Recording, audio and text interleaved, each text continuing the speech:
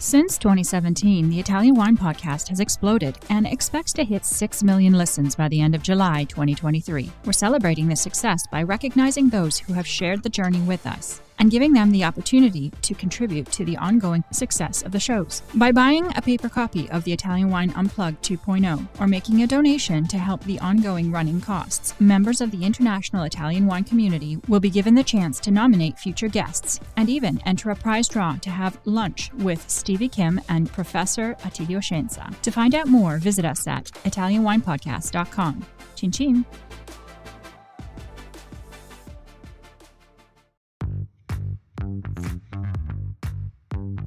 Welcome to this special Italian Wine Podcast broadcast. This episode is a recording off Clubhouse, the popular drop-in audio chat. This Clubhouse session was taken from the Wine Business Club and Italian Wine Club. Listen in as wine lovers and experts alike engage in some great conversation on a range of topics in wine. If you enjoy listening, please consider donating through ItalianWinepodcast.com. Any amount helps cover equipment, production, and publication costs. And remember to subscribe and rate our show wherever you tune in.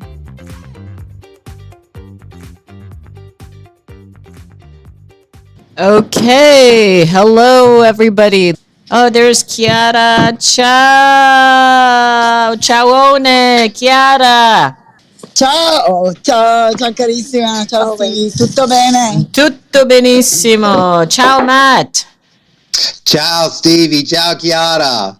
Ciao Matt. I'm so excited to have you guys with us today. This is very exciting. I'm a little bit jealous. I would love to interview Chiara myself, Matt, but this will have to do. So thank you for joining us. This is what we call the Ambassador's Corner. You both have party hats, which means you're new members to the Clubhouse. Believe it or not, I would say about 2-3 years ago, this used to be like the place to be. An incredible platform where people met and we had great discussions. We started this Italian wine club, I would say more than 2 years ago, because this is actually our 100th anniversary episode. So hold on one second. I have some special effects. Did you guys like that? This is my... I love it. I'm the master jam here. Yeah. Okay.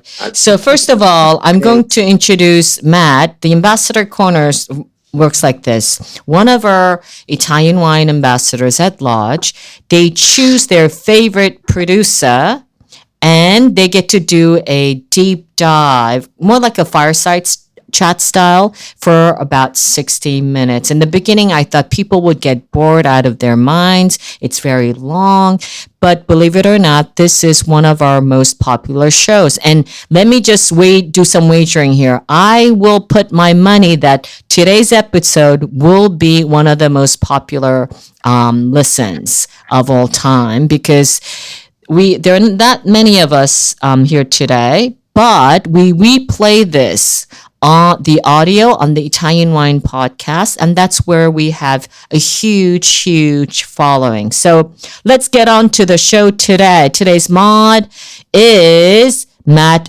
Irwin. Ciao, Matt.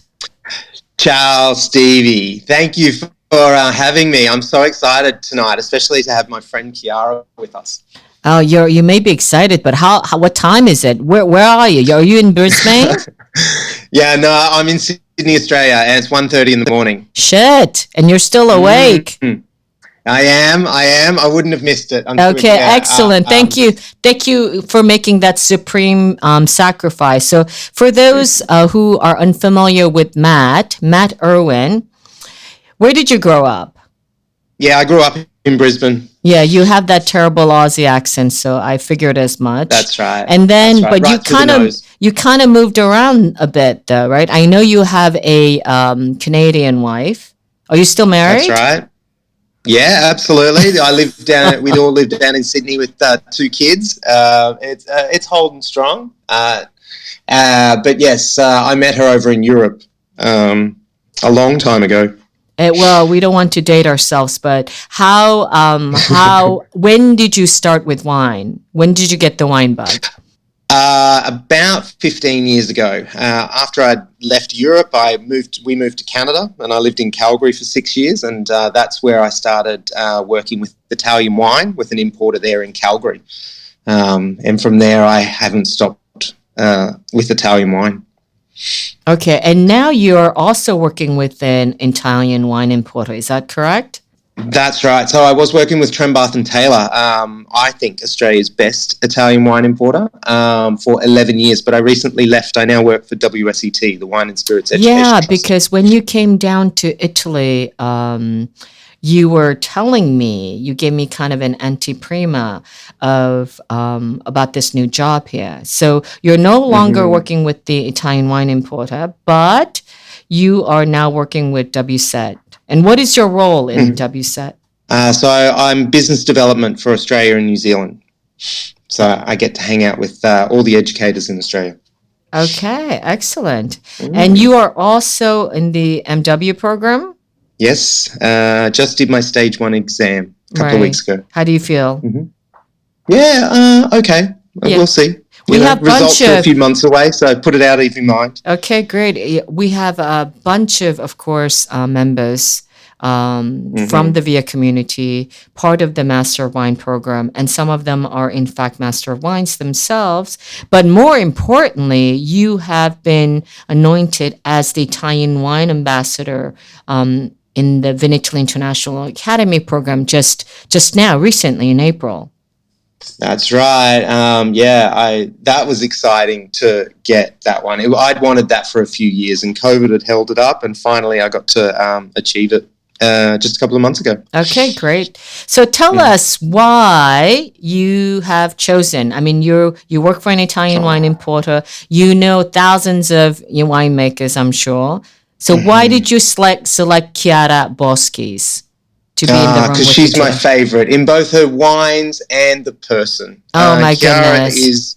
Chiara is beautiful, and her wines are as well. I couldn't agree with you more, because I mean, I love you, Matt, but I love Chiara more. I have to be quite honest. I agree. Most people would. Most people should. So tell us how you met Chiara. With working with Trembath and Taylor, I got to know her wines, but I went and visited Barolo in 2014 and walked Canoobi Hill with Chiara, and we had lunch in the winery together, and that's when I realized she was a really wonderful, special person, making wine in an incredible place, as we know with Barolo. But then Chiara came out to Australia in 2017 to work with her wines, but she got to hang out for a few days in Sydney with us, and that's when we really got to know her. She got to take my kids, and my wife took her to Taronga Zoo to see the kangaroos and koalas. Oh, nice. I went to visit her too in November, and it was pretty amazing what she's doing with the Canoobi cause there. Okay, so as you know, we get a bit geeky around here. What are the learning objectives from what's going on there? Are there kangaroos in the room? I do love a good learning objective working for WSET. So we're going to learn about Chiara's story from growing up in Barolo and then taking over her own winery as a young woman in 1981. So how was that, and her experiences. I want to know about how the region and its wines have changed over the years and what we can look forward to in the future. Change must have a positive as well. I'll also talk about her project on Canoobi, to be bringing in the bio project there for organic farming on an entire area, I also want to know a lot about. And then her cheese, Castelmagno cheese. We're going to learn about her cheese from the Alpine Hills as well. Yeah, I didn't know about her cheese adventure. Okay, all right. Listen, so Matt, over to you now. So let's get into this. And I will come back. I will actually mute myself, which rarely happens. So you have to take full advantage. And I will come back towards the end to see if we have a little bit time for Q&A. Okay? Okay. Alrighty. Beautiful. Thanks, Stevie. Ciao. I have the beautiful honour of introducing my friend Chiara. Chiara Boschis is a superstar in the Italian wine world. She's a revolutionary who has worked incredibly hard to help grow both her winery and the entire region of Barolo. Growing up in Barolo, the young Chiara studied economics before her family purchased a winery at Pira e Figli, in propelling her into a different role as a winemaker, becoming the only female enologist working in Barolo. Through her considerable determination and charm and confidence, she's risen the profile of the entire region. She was the only woman in the legendary Barolo Boys, and her philosophy is to craft wines that marry the extraordinary power of Barolo and with approachability. Chiara is a friend of mine, and I am so excited that I get to talk with her today about what's going on in her winery. She's had her brother, Giorgio, joined her in 2010, and they bought Mosconi, a very important vineyard. And then Giorgio's daughter, Beatrice, is now joined the winery. Chiara, ciao! Ciao Matt, grazie per avermi Oh, sorry, I have to speak English. Excuse me. Thank you so much for choosing to talk to me, and it's really a great pleasure. Thank you so much. Your words are very nice, very touching. Thank you. We feel honoured to have you come and talk with us and tell us all about your winery. How are you, and how is the winery today, and how are the grapes doing in this harvest? Oh, at this point, we are really, July is the hottest month here, and we are literally, the heat is exploded, and but that's took a great acceleration for the maturation, which really look great. We will be anticipate for sure the grape look fantastic. So we had some rain also during the spring, and a little bit along the way until now. So I really have to say that we are going very well, very well. Good, very good. Well, we want to hear your story about, everything you've gone through and hear your knowledge. So I'm going to ask you a few questions, and I want you to tell us about growing up in the family winery, because you are from Barolo. Yes.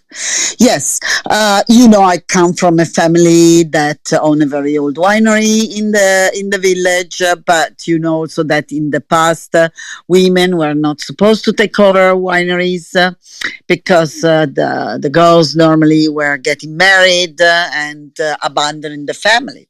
And so this is something that I changed, because I grew up in a when I was growing up, I feel really the importance of cheese, getting a sort of war to get my space, to try to realize my dreams and my thing. And my dreams was really to do the same work that my parents were doing, because being growing up in a winery, like always happened, the kids are involved in the work, maybe with small thing, but maybe the harvest or something else. But that was enough to give me this bucolic idea of the work, and also the fact that my parents had so much passion about it, really drive me into this in this path. And of course, growing up, I went through the feminist phases moment. So I really wanted to do all what the boys were doing. So I really fight for becoming a winemaker and a farmer. Really fight a lot. Yeah, and your determination shows as well through your wines. Did you go to university for winemaking, or did you learn it from a mentor? Yeah, exactly. in the past, as I was telling you, the girls had to do certain things, So my parents asked me to study like economics. Girls would do the bookkeeping, all these things. Actually, the girls are very good also in doing. I don't know, the marketing and everything. But I really wanted to be winemaker. So I learned, of course, from my family. And then a lot from my friend. I have to say that I had to learn by throwing myself into the work. So it's always like that. At a certain moment, you have to take your life and your things into your hand and go for it. You will learn on the way. So I'm not away, and I didn't study enology, and this always make me feel like I'm missing something, but I compensate with a lot of work and a lot of passion. So there must have been some people who showed you winemaking or acted as a mentor to you. Oh, yes, of course. You know that when I step into the wine world, I was lucky enough that this sort of revolution was just becoming the Barolo Boys revolution. So I had the great pleasure and honor to share the way with some of the of some of greatest winemaker of the area, and so we had a group of friends who were working together, sharing experience, which was kind of unique because in the past everybody were doing just their own business. On the contrary, we went together, exchanging ideas, experimenting a lot. We were the most exciting thing is that everybody was doing some experiment and sharing the result with the other. So it was like making more than one harvest every year. And so I had and of course, I had great friend. For example, Giorgio Rivetti really teach me literally how to do the work. In the cellar. When I had some problem, I was calling him. I was calling Domenico Clerico. All my friends were very, very nice to me. They never really treat me like if I was not part of the group. That means a lot to me. You were central to the group. You were the one they all revolved around, Chiara. I'm sure. So you're talking about, for people who may not know, the Barolo Boys, a legendary group of growers in Barolo.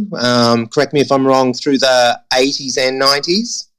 And yes. Who worked together to swap ideas, but also went to the USA to promote the wines together as a collective. Is that right? Yes. First, I think that, we were a group of friends. So, we did a lot of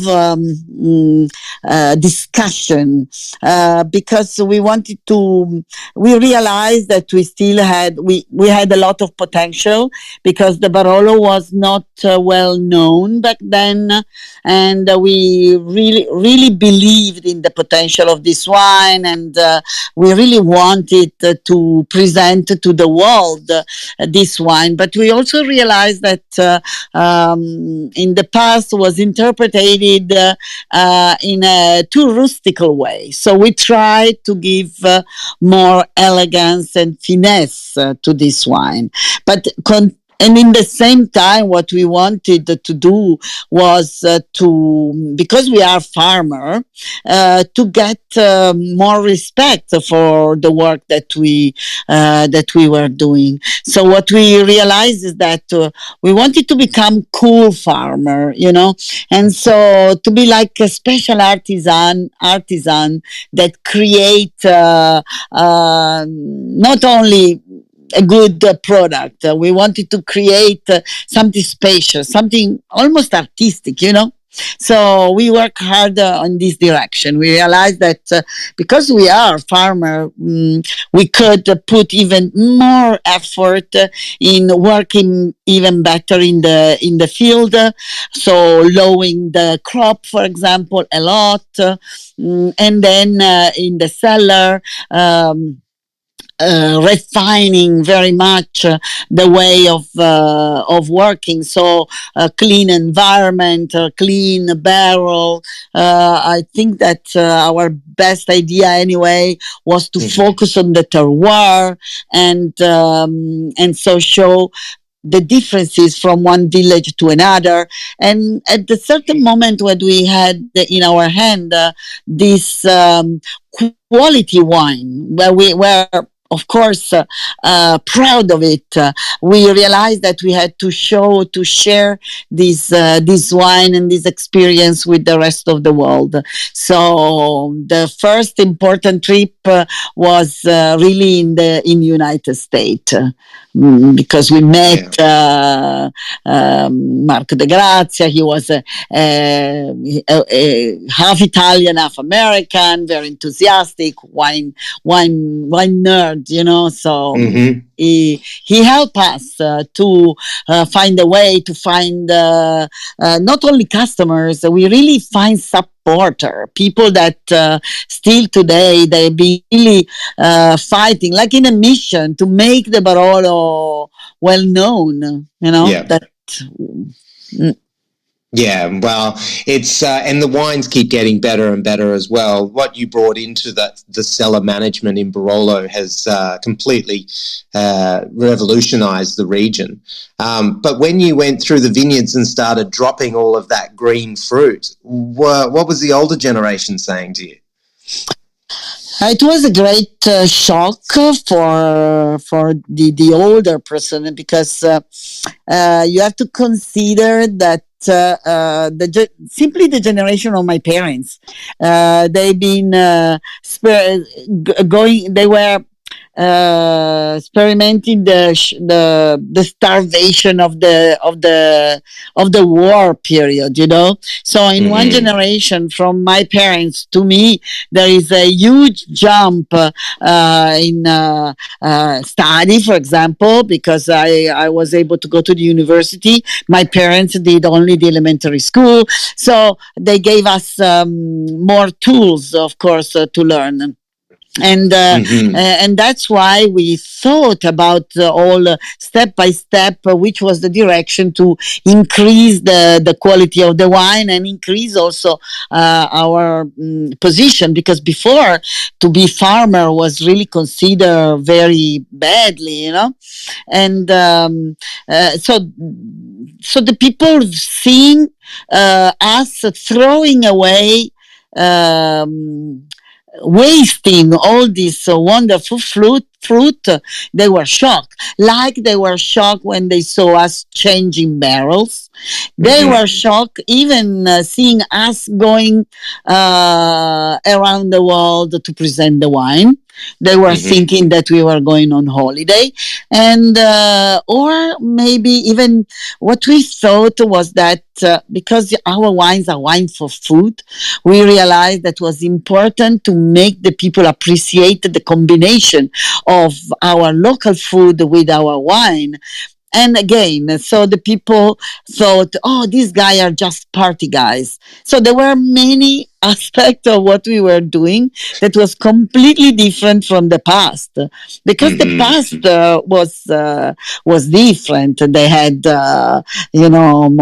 more poverty. There were no money. They even didn't dare to open a bottle of Barolo, because it was the expensive wine. The Barolo was the wine to sell, to make the economy of the family. And so we started to open bottle because we realized that the people had to try the wine, and so the people, the older generation was a little shocked. Yeah, I'm sure.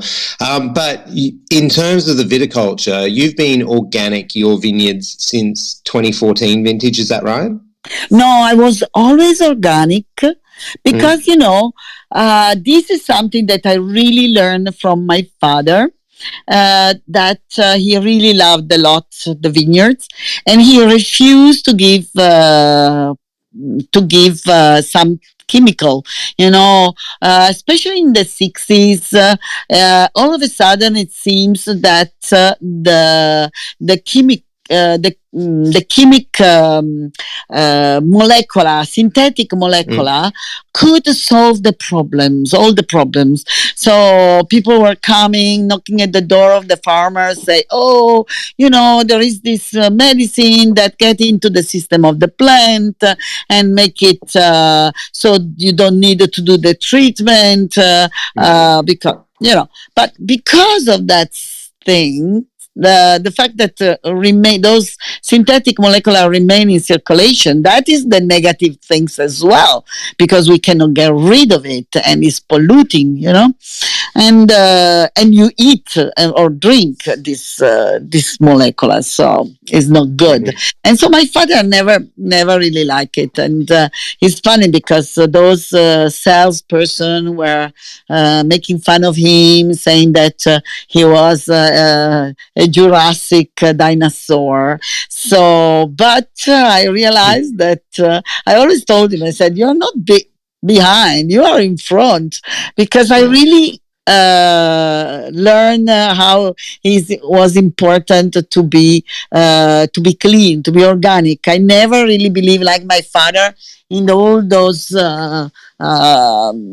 lies that the industry, the chemical industry, were saying, and in fact, my father was always, he was asking, for example, to these people, he was asking, how can something that, for example, kill a bug or kill the grass be good for me, even if I am a bigger animal? But, and these people were saying, no, but these are selected poison or things like that. So have you ever seen a selected poison? No, it kills something. It kills lots of things. But when you're growing organic, obviously the people around you need to be, growing organic or not using those chemicals as well. So not just your own vineyard being organic, you've been working really hard at getting the entire Canubi Hill organic. Is that right? Yes. So how's that going? Like I was telling you before, in 2010, anyway, I decided to ask the certification. Why?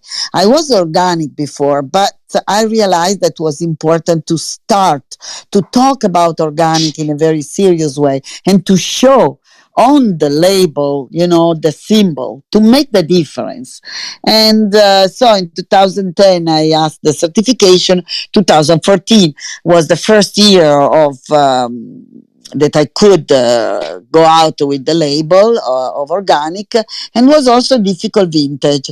But I managed to go through the vintage very, very well.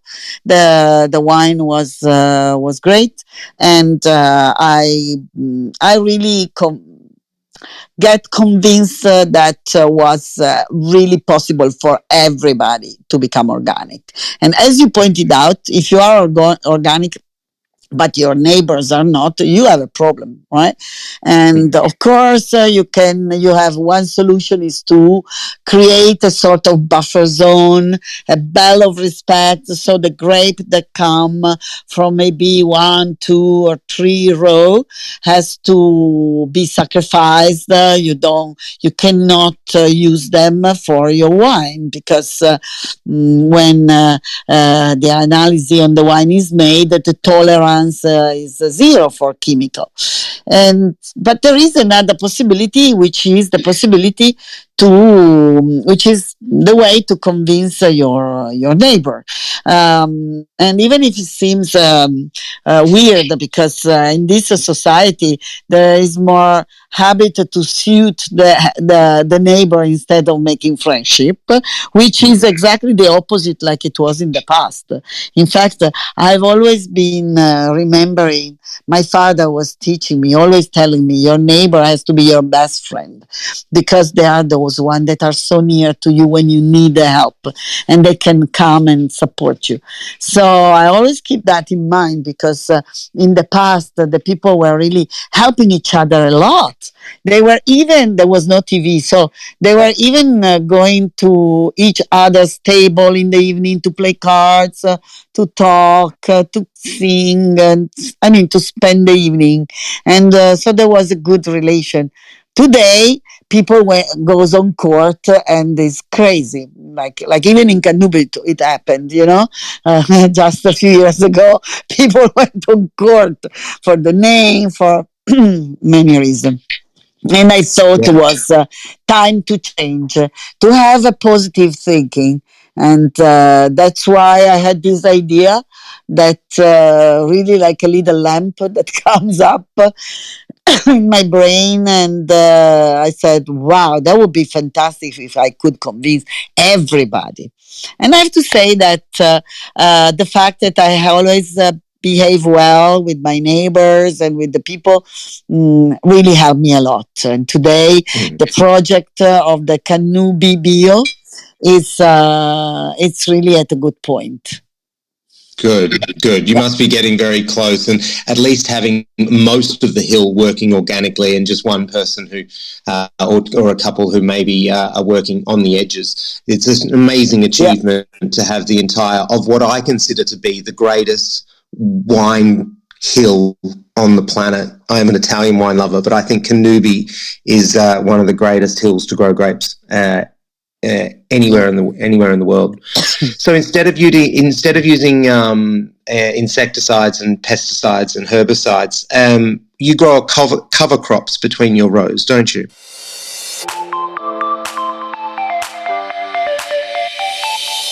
Are you enjoying this podcast? There's so much more high-quality wine content available from Mama Jumbo Shrimp. Check out our new wine study maps, our books on Italian wine, including Italian Wine Unplugged, The Jumbo Shrimp Guide to Italian Wine, Sangiovese Lambrusco and Other Stories, and much, much more on our website, mamajumboshrimp.com.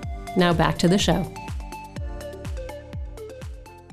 Oh, the technique that we are using today are multiple.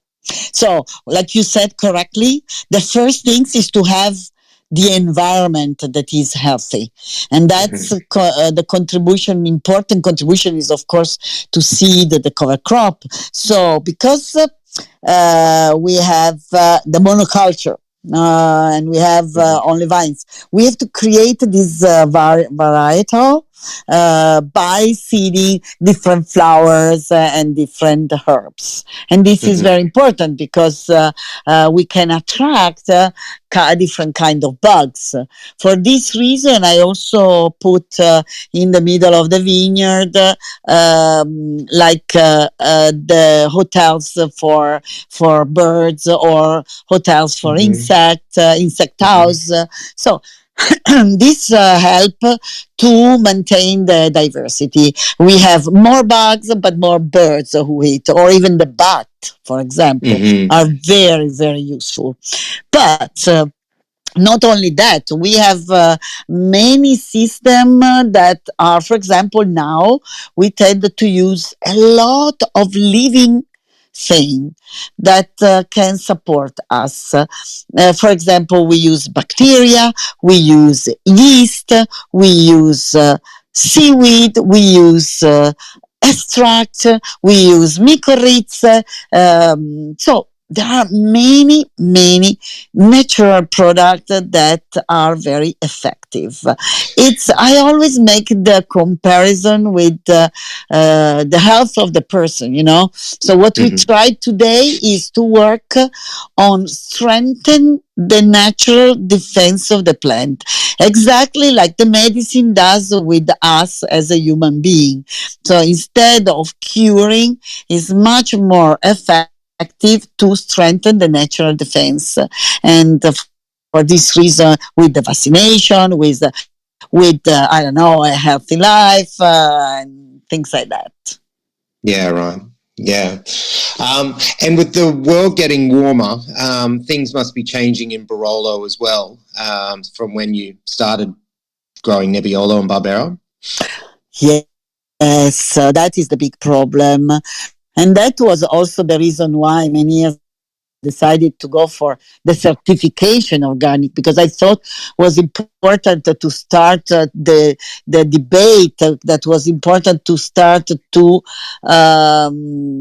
push the people to reflect on this aspect. It's too important. We are, as a human, really literally destroying the environment and the world that is giving us the support, and is the most crazy thing. No other animals do like that. No other animals destroy the environment where they live in. So this is something really crazy. But unfortunately, as a human, we do that. Mm-hmm. It's true. Yeah. Unfortunately. And then technically, okay. Can we have? I think we have a scoop now. So you've been planting some new grapes, is that right? Yes. Just one thing about the last question. Of course, from the technical point of view, we put in action several activity. So, for example, in Barolo, I put all the net, the most exposed vineyard. I have net that can create shadow and help the vine, and also protect from hail.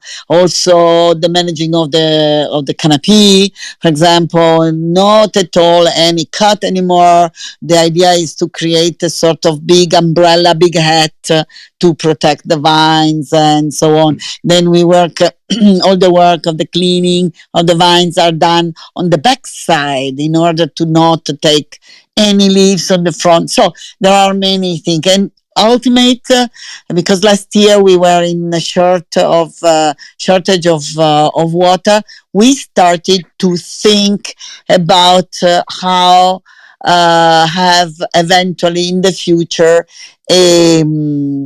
even a drop system for survival. Because if it keeps on going like that, we have to start thinking about that, how to spare the water, how to eventually give some water to the plant, whatever. We are not yet at this point, but we are, of course, you need to talk about it. Yeah. So that's, absolutely. sorry for adding this. No, but not at all. And the last couple of years have been very hot in Barolo, haven't they? That came off 2 wonderful years though, 19 and 20 as well. The 2019 Barolos have just arrived in Australia. I'm excited to try them. Yes, a great vintage, of course, but it's true. Warmer weather up to a certain level is good because we had in this last year fantastic vintage, of course, and we don't have the pressure of the mildew, very much reduced, so there are some positive aspects, but it's also true that keep on going in this direction, we will have a change, also an extremization of the weather. So, for example, no rain for a few months, like last year, 4 months no rain, and then a huge bomb of water or hail. So this is not good as well at all. And it's the extremes.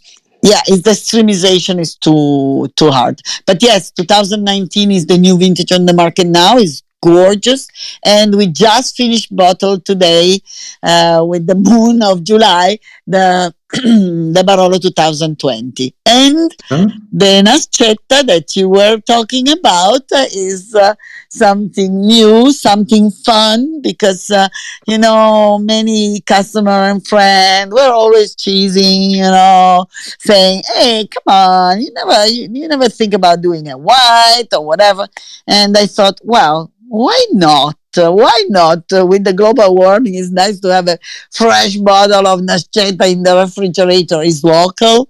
It's really fun. It's a fun wine.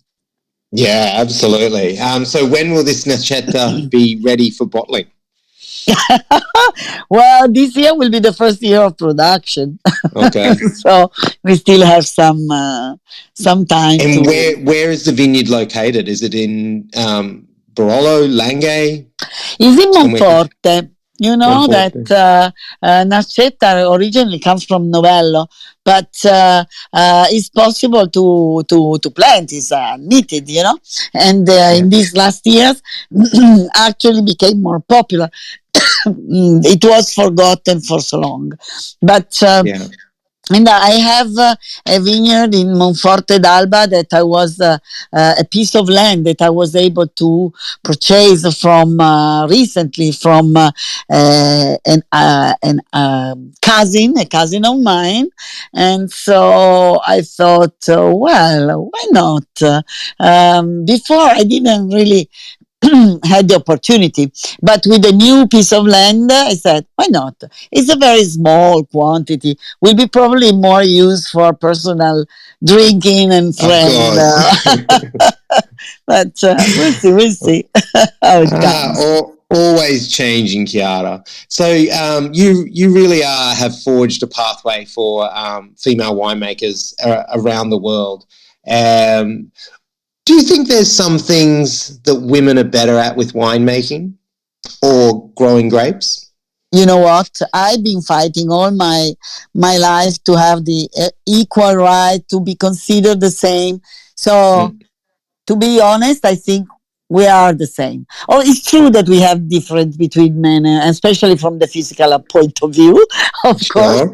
But no, I think it's a matter of individual. You know, so some people have some talent, other people have other talent, but no, I think we are equal. Yeah. Okay. But your wines show your personality. I believe they're vibrant. They've got power and they've got passion, but they also have elegance as well. Is that a style that you've worked towards, or it's just come naturally? Maybe when you say when you say the difference between men and women, I wouldn't say that the women are better at, but I think that I've always had this sensitivity. I'm always been very sensitive. Always been very careful for the elegance, because more than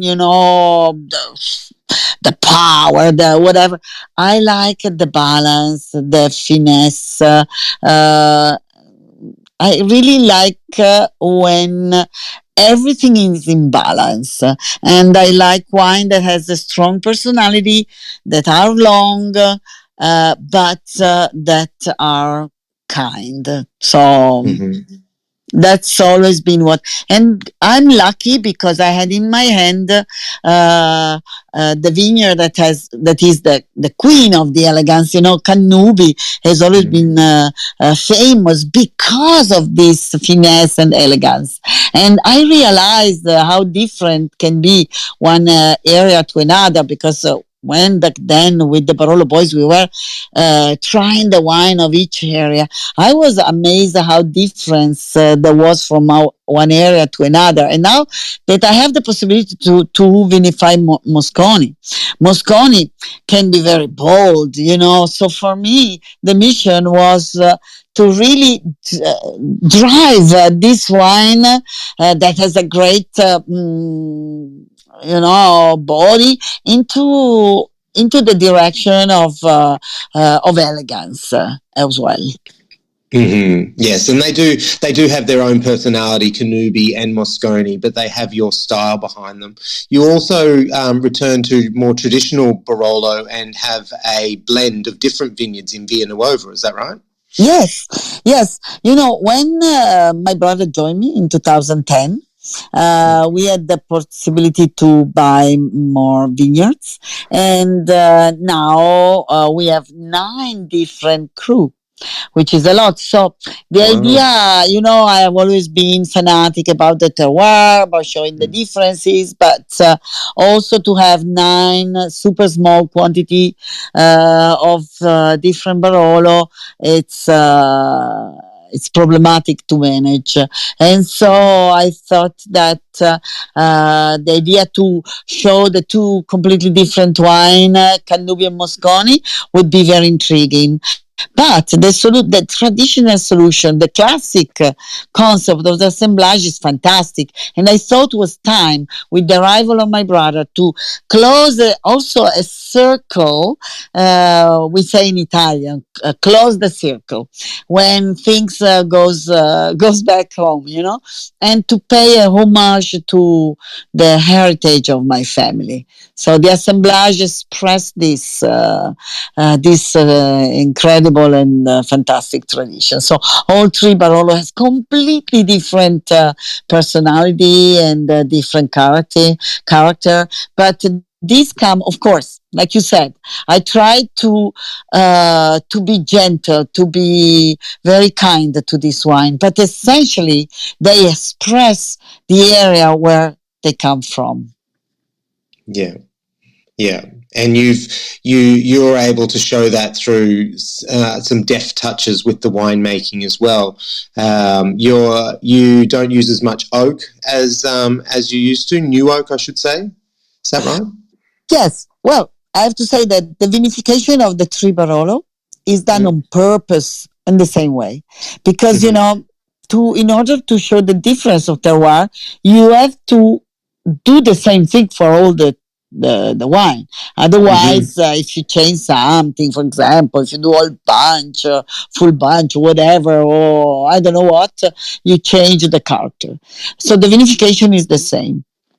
But about the use of the wood and the aging in wood, I always says that for me is a little bit like something that has to be tailor made. Is like the dress that you put on when you go out with your wife. You want to look good. So I realized by tasting, when I was doing still the same, half big barrel, half barrique, I realized that certain vineyards need more micro-oxygenation, and so this perfect in smaller barrel.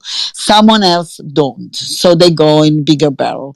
And of course, the new wood today is very, very small quantity.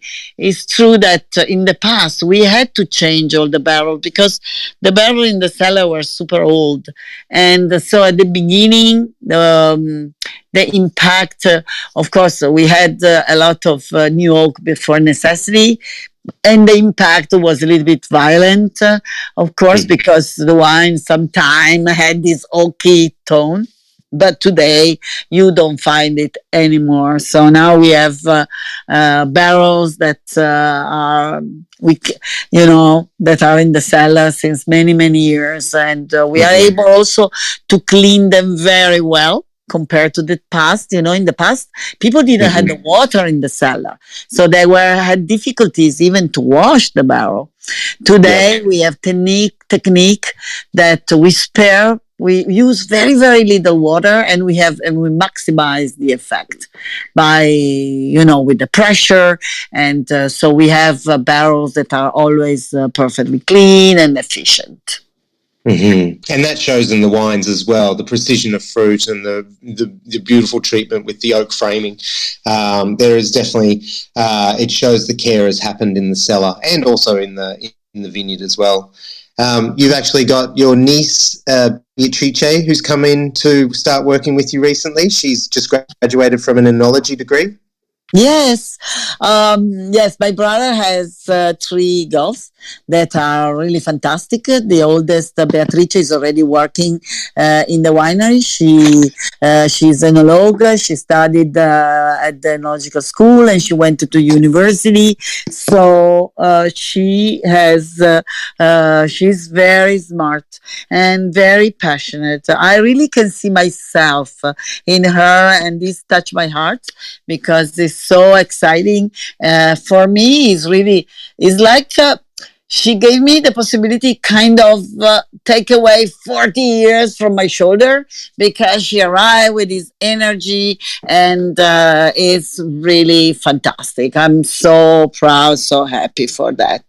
This new generation are amazing.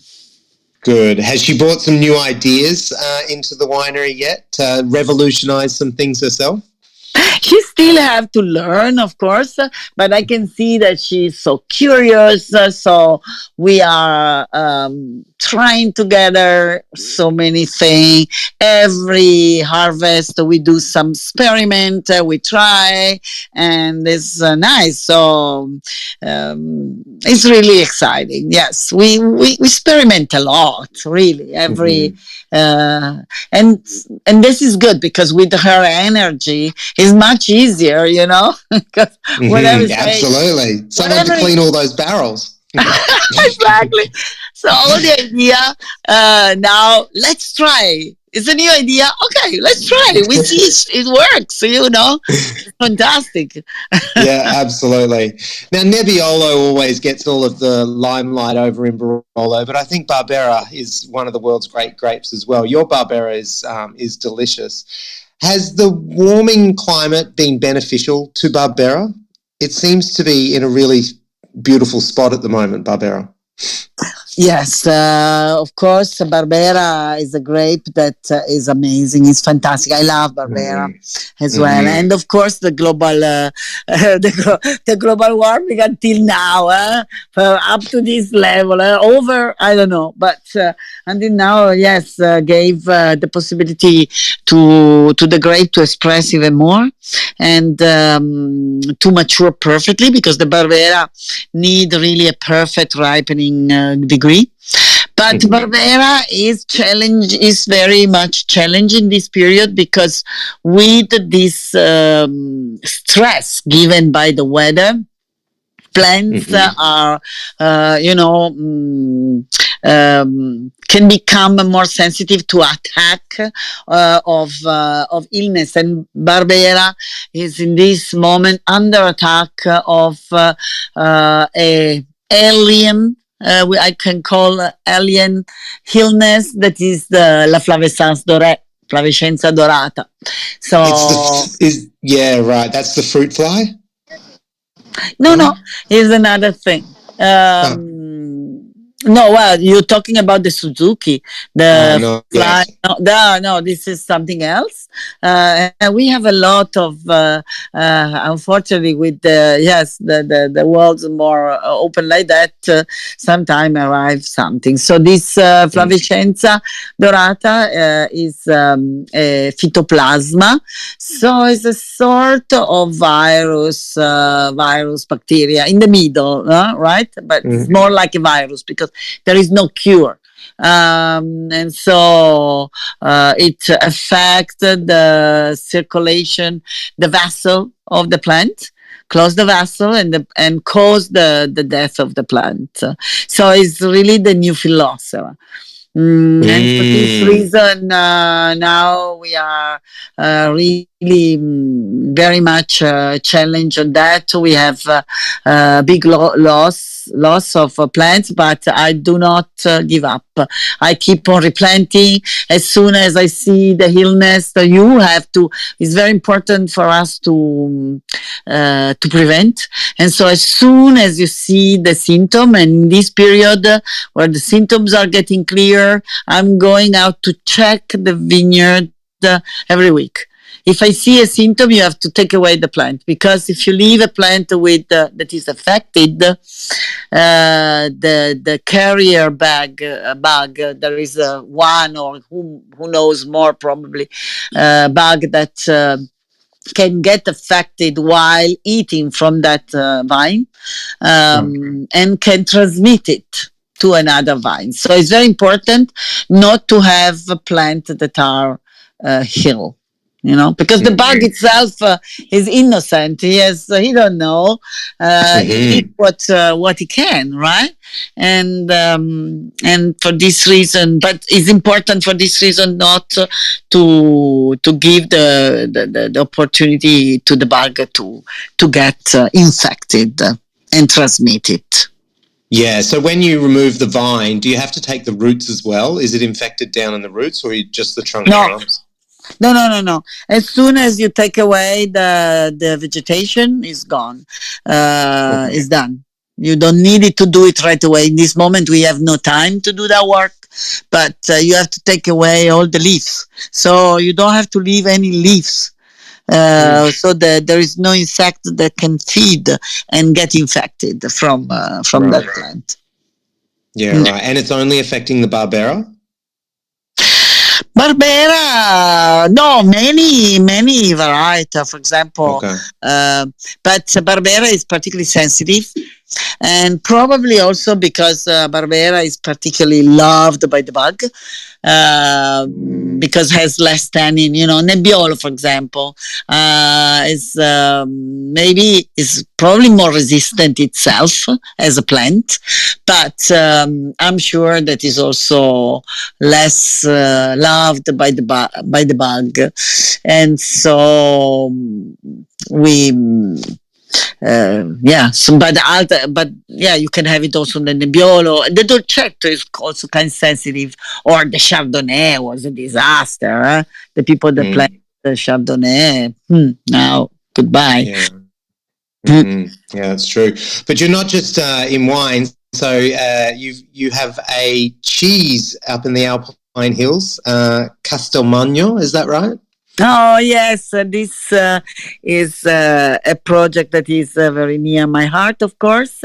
Well, I love animal in general, I love my bees, I love my chicken, everything. But I can say that I have also cow. So we are a group of friends. Some are part also of the Barolo Boys wineries, but especially us that are agriculture, to the agriculture. But our friend Fabio Fentino, is that right? He's a part of it.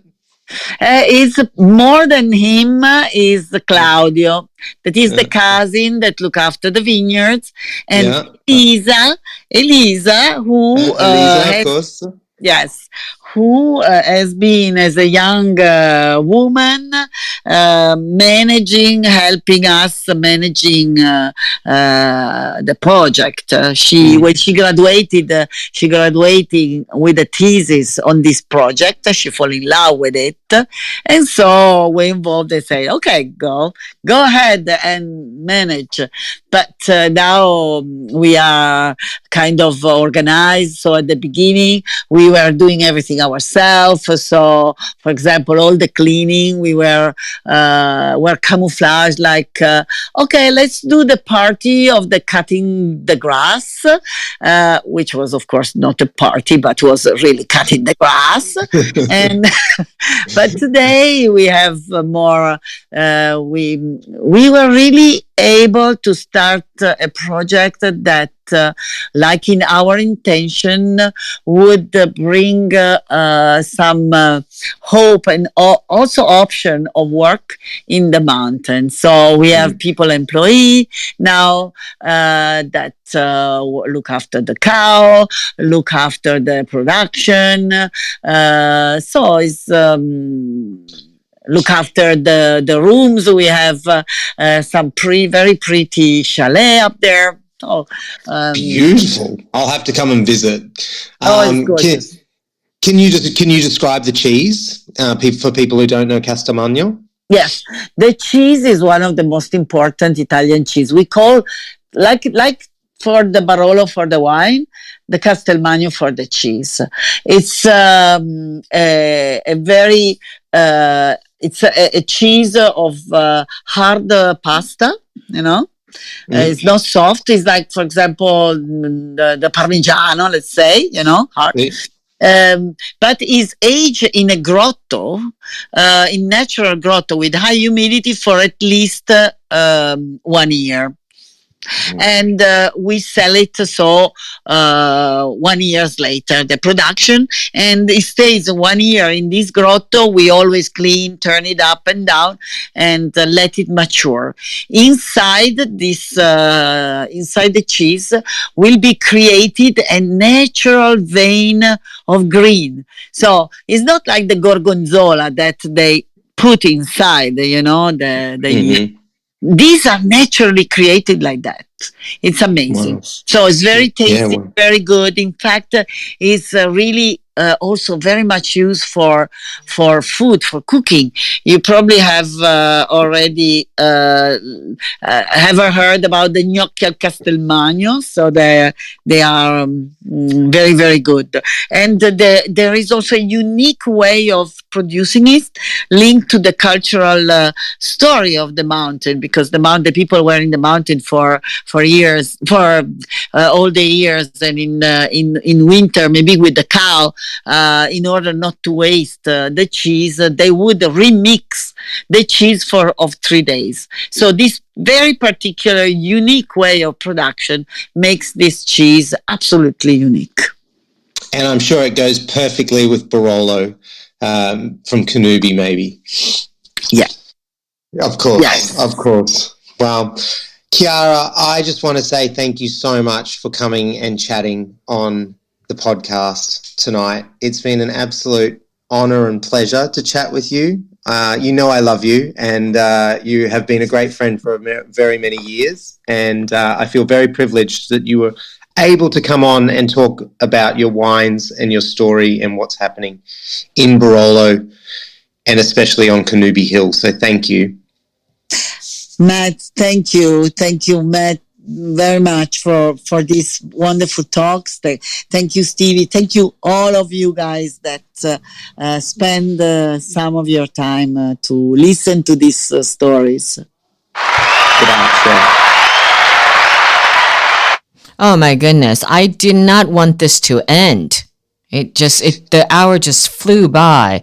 Unfortunately, we have to come to a close, but maybe we can get you back, Chiara, sometime, because I have about 1,000 questions for you. So we will have to do like part 2 or something. I'm just going to thank you so much, Chiara and Matt, for staying up. Now it's like 2:30 your time in the morning. Just don't go to sleep. Yep. We could have gone on. I'm going to bring back Laika. Laika, hello. Hi, Stevie. Hey, do you want to tell us what's going to happen next? Sure. So next week, July 18, it's going to be on Tuesday.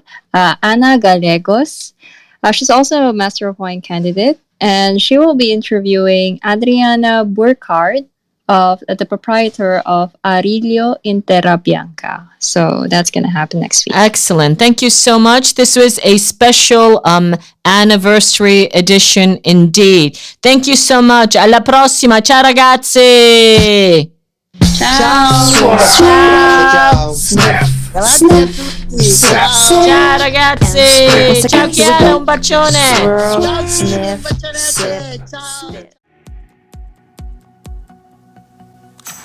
Listen to the Italian Wine Podcast wherever you get your podcasts. We're on SoundCloud, Apple Podcasts, Spotify, Himalaya FM, and more. Don't forget to subscribe and rate the show. If you enjoy listening, please consider donating through ItalianWinePodcast.com. Any amount helps cover equipment, production, and publication costs. Until next time, cin cin.